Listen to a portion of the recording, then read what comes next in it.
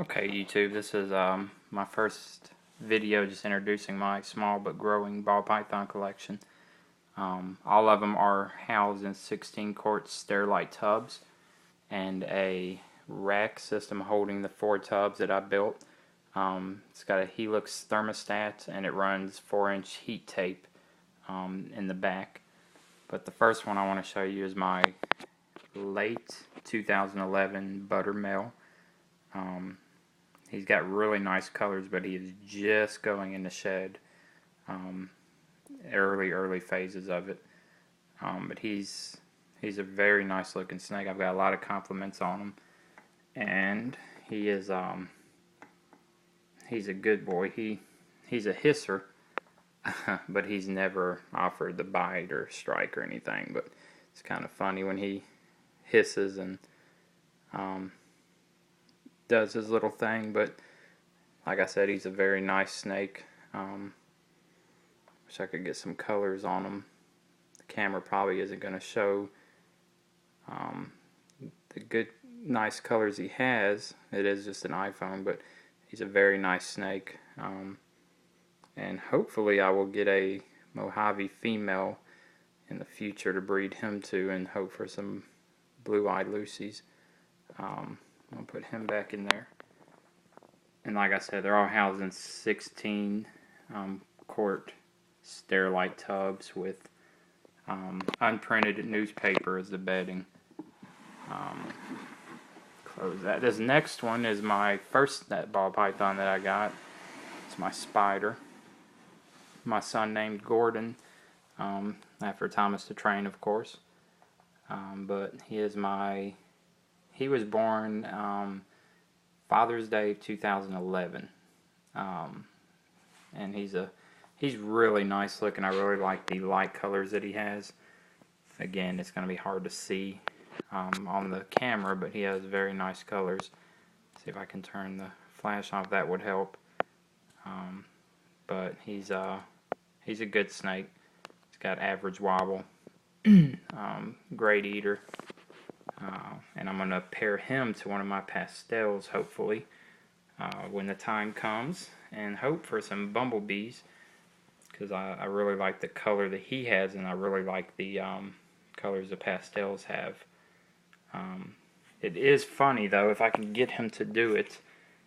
I don't know if this is normal, but I have a laser thermometer, and he will actually chase the dot like a dog sometimes.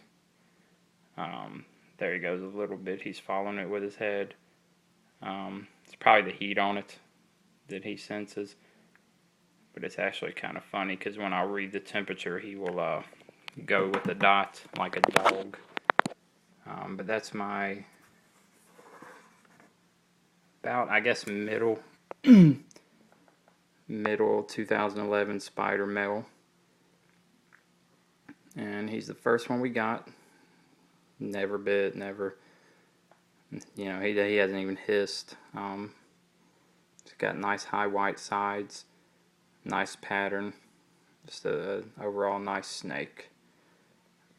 And like I said, hopefully he will make some really nice bumblebees. The shot of his pattern. And today's also feeding day. I think they know it, so they're all kind of anxious. This is my pastel, who is in shed, so I'm not going to pick her up or mess with her. Not because I'm scared of her biting, but because I don't want to stress her out. Curious to see if she will eat or not. In the past, she's always eaten in shed. But we will see. Don't know how much she weighs. I haven't got a scale yet. But when she comes out of shed, she'll have some nice colors on her, which I'll show you her sister, which just got out of shed a week ago. They have some very nice colors on them. Not sure what I'm going to do with one of the pastels yet. But I am going to go for some bumblebees with the spider in one of them. She's the bigger of the two, and I would be curious to see how much she weighs. But I'll do that later. I'll get a scale. Obviously, they can't be bred, so right now I really haven't even took the time to get one. And what I like to do is when they go into shed, if you can tell, I'll put their water bowls in the back over the heat tape, and that creates almost like it'll raise the humidity. It'll create like almost a humidifier in the tank, so it helps them shed. On the other ones, I like to keep the water bowls up front. There a particular reason, but when they do shed, I'll flip their thing around so they will help them out, keeping the humidity up. But that's her. They are, I want to say 2010, late 2010 pastels. And this is a female.